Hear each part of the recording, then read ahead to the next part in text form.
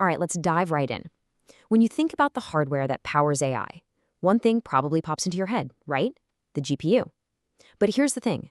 The universe of AI hardware is expanding, and it's happening incredibly fast. So today we're going to go exploring beyond the GPU into this exciting new world of specialized AI accelerators. And let's be real, the GPU, especially from NVIDIA, is the massive, blazing star right at the center of this universe. I mean, with up to 95% of the market share, its gravity is just immense. But like this quote from CNBC points out, that dominance is seeing more competition than ever before. So the big question is, why? Yeah, that's the core of it, isn't it? If GPUs are so good and so dominant, why is this whole new galaxy of hardware even showing up? Why do we suddenly need all these new tools? Let's break it down. So there are really four key things pushing the industry beyond a GPU-only world. First up, just plain old economics. Training these massive AI models costs an absolute fortune in power and cooling. Second, power efficiency. You can't exactly stuff a power-hungry data center GPU into a smartphone, right? Third, it's about specialization. GPUs are fantastic all-rounders, but for some very specific AI jobs, they're kind of inefficient. And finally, control. The big tech giants, the hyperscalers, they want to design their own custom chips, perfectly tuned for their own needs. I love this analogy because it just perfectly captures the difference in thinking. A GPU, it's like a Swiss Army knife. It's incredibly versatile, it's good at a ton of different things, and pretty much everybody knows how to use it. But a specialized accelerator like an ASIC or an NPU, well, that's a chef's knife.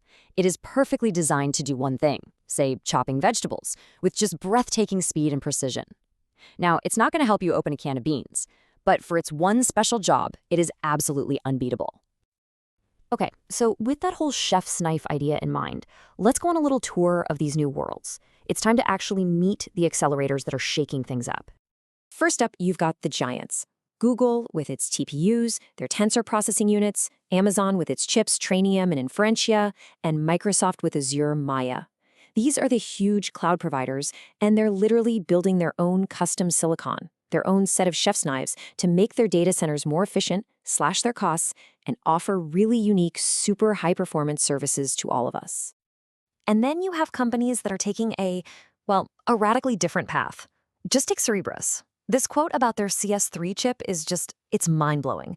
We are not talking about a small little improvement here. We're talking about a totally different scale of engineering. And that transistor number? 57 times more than the largest GPU. Just let that sink in for a second. This is not just a little step up. It's a completely different way of thinking about how to build an AI processor. They're basically building a single, massive, wafer-sized engine for AI.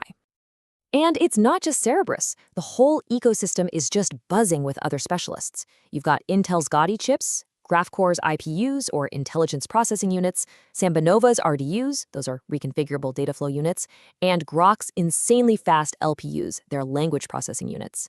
Every single one of these is a unique solution, a different kind of chef's knife, built for a very specific type of computing job.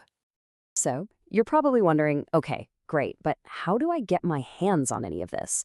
Well, this table shows that it's not just for giant corporations anymore. Google actually lets you use TPUs for free through Colab, which is amazing for hobbyists. AWS offers specialized instances for developers, and companies like Groq give you access through a simple API. The barrier to entry here is getting lower all the time. Which, brings us to the most practical part of all this. Here's your guide to navigating this new universe. How can you, whether you're a developer, a researcher, or just someone who's curious, actually start playing with this technology? Honestly, it's surprisingly easy. You could literally start today, right now, for free. Step 1, sign up for Google Colab. Bam, you've got TPU access to experiment with. From there, you can start hunting for free credits from the other cloud providers, find tons of great tutorials online, and even get involved with open source projects. This tech is really becoming democratized. Okay, so you have access. But now there's a new problem. Choice. With so many options, how in the world do you choose the right one? How do you find your spot in this new hardware cosmos? Let's build a simple framework for it. It all really just boils down to who you are and what you need to do. Are you a hobbyist just messing around? Google Colab is your best friend, seriously.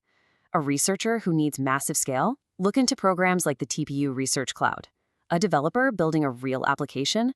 start using the specialized instances on AWS, GCP, or Azure. And if you're a small business, the name of the game is analyzing the cost versus performance for your specific AI job.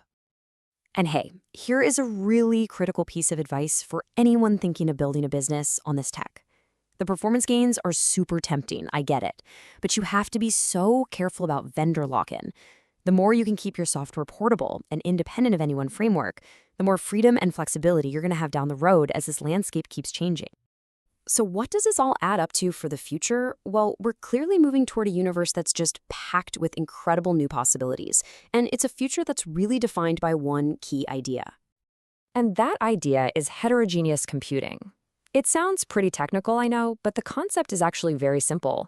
It just means using a mix of different kinds of processors, GPUs, TPUs, IPUs, whatever, to get the absolute best performance and efficiency. It's about building a system that has a whole toolbox, not just one Swiss Army knife.